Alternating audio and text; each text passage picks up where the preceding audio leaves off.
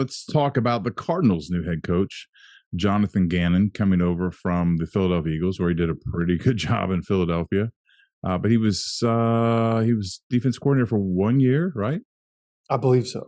It's amazing how many of these coaches and their assistants we've talked about have only been in positions for 1 year. So there's a lot of movement in the NFL the last couple of years.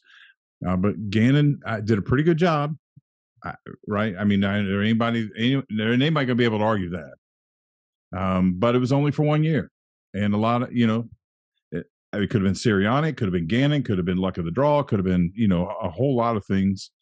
But he's coming to Arizona, and he's got a first-time OC and a first-time DC. I don't have a real good feeling about this either. I'm not so sure Murray's not the problem. So God help him.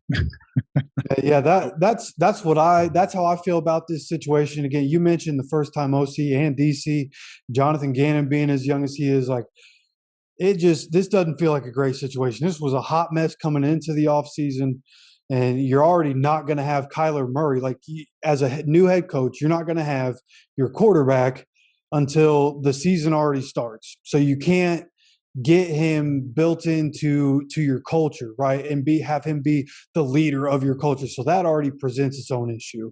But Jonathon Gannon, like, there are a lot of people, I know some Eagles fans. I've heard some people, Eagles beat writers talk about Jonathon Gannon.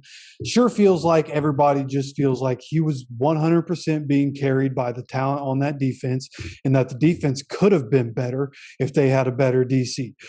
So I don't know what to think about Gannon coming in. I don't know what to think about. I mean, his defensive coordinator is 29 years old, dude. He ain't even 30 yet.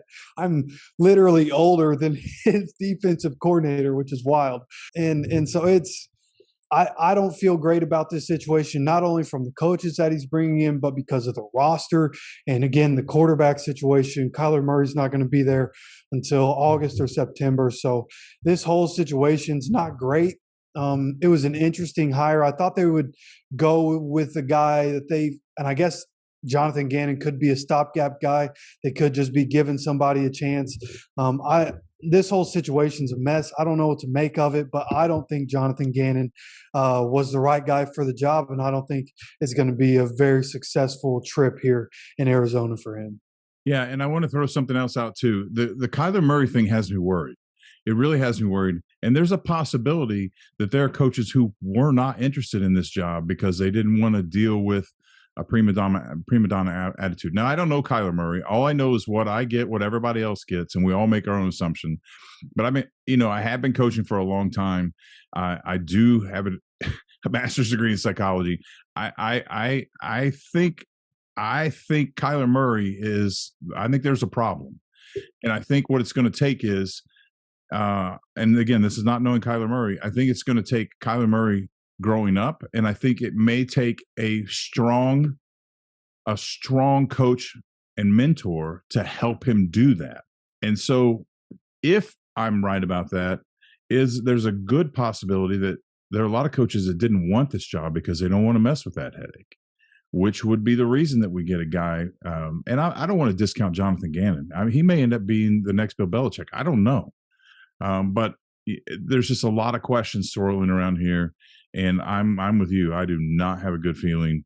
I wish I could tell Arizona fans right now the same thing I told Texans fans and the Panthers fans, but I think the Cardinals are in for a long ride in the 2023 season. Yeah, that's how I feel. For their fans, it's gonna be a lot like what we went through last year with the Colts. It is going to suck next year. Yeah, for sure.